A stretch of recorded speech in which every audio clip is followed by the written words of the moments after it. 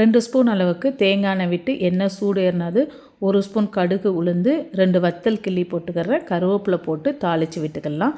ஒரு பெரிய வெங்காயத்தை கட் பண்ணி அதை ஆட் பண்ணி கண்ணாடி பதம் வர்ற வரைக்கும் வதக்கி விட்டுக்கணும். ஒரு தக்காளியும் சின்ன சின்னதாக கட் பண்ணி தக்காளியும் கொஞ்சம் வதங்குற வரைக்கும் நம்ம வதக்கி விட்டுட்டு நமக்கு விருப்பப்பட்ட காய்கறி எதுனாலும் ஆட் பண்ணிக்கலாம். நான் கத்திரிக்காய், முருங்கைக்காய், கேரட்டு, பீன்ஸு, உருளைக்கிழங்கு இதை லைட்டாக எண்ணெயிலேயே ஒரு 2 நிமிஷத்துக்கு பரட்டி விட்டுட்டு காய்கறி மூழ்கிற அளவுக்கு தண்ணி விட்டு உப்பு தேவையான அளவு போட்டுட்டு குழம்பு மசாலாத்தூள் ஒரு 2 ஸ்பூன் அளவுக்கு போட்டுக்கிறேன். எல்லாத்தையும் சேர்த்து நல்லா மிக்ஸ் பண்ணி காய்கறி நல்லா வெந்து வேக வர வரைக்கும் நம்ம குக் பண்ண விட்டுட்டு துவரம்பருப்பு பூண்டையும் அவிச்சு கொஞ்சம் மசிச்சு எடுத்து வச்சுருக்கிறேன். அதையும் ஆட் பண்ணி விட்டுற வேண்டியதான்.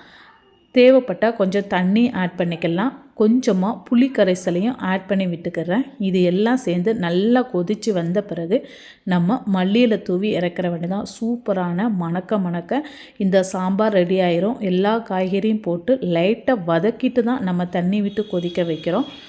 சாம்பார் இட்லிக்கு, சாதத்துக்கு எல்லாத்துக்குமே சூப்பராக இருக்கும். நல்ல மணமாகவும் இருக்கும். கடைசியில் கொஞ்சமாக சாம்பார் பொடியை லைட்டாக தூவி விட்டுட்டு தேங்காய் பூவும் தூவி விட்டு இறக்கிட்டினா போதும்.